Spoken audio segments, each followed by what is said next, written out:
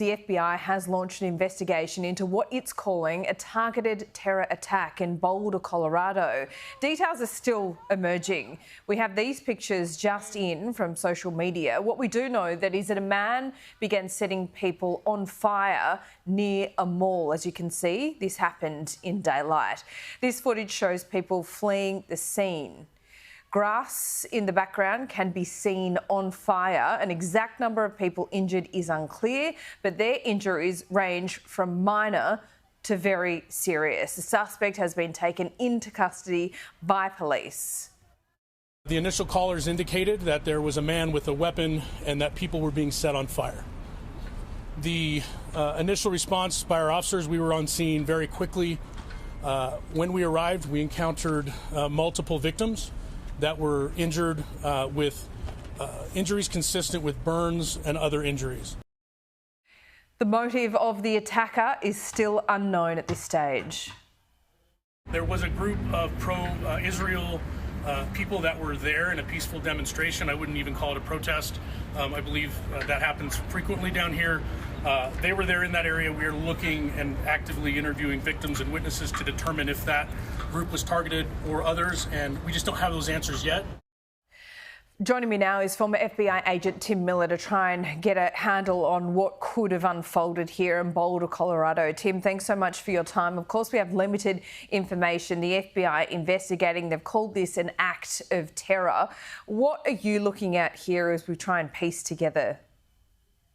Well, Laura, thanks for having me. Here we go again. Another attack on peaceful protesters in the U.S. It seems like if you're pro-Israel, you're under constant threat.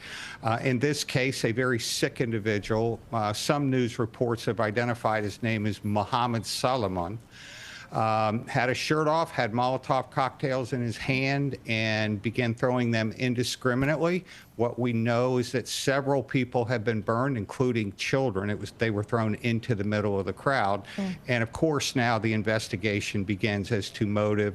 But it's a staggering reality in the United States that if you're going to do anything pro-Israel, you better have security. Yeah, Tim, you're in Florida. Tell us about Boulder, Colorado. Is it surprising that something like this would happen there? Well, I think Boulder, Colorado typically is probably a little more liberal than it would be, say, in Florida. But the point is, this was not an event that you would expect this kind of horror to occur at. I mean, they're simply marching, think about it, to support getting the hostages back that were taken by Hamas.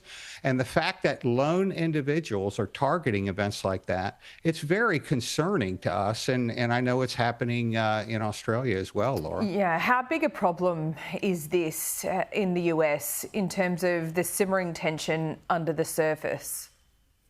Yeah, Laura, unfortunately, as we see on our college campuses, it's a big deal. I think the MIT graduation was taken over by a valedictorian who had a pro-Palestinian cause just this week, lied about what she was going to say, used the platform as an opportunity to denounce the Israel government's actions. And all that does in the U.S. is it continues to raise the division between Palestinians and Jews. But unfortunately, it's the Jews who are feeling more and more unsecure in the U.S. Indeed. Tim Miller, always great to get your contribution, especially this morning as we're trying to piece together what actually unfolded there in Boulder, Colorado. We'll see you soon.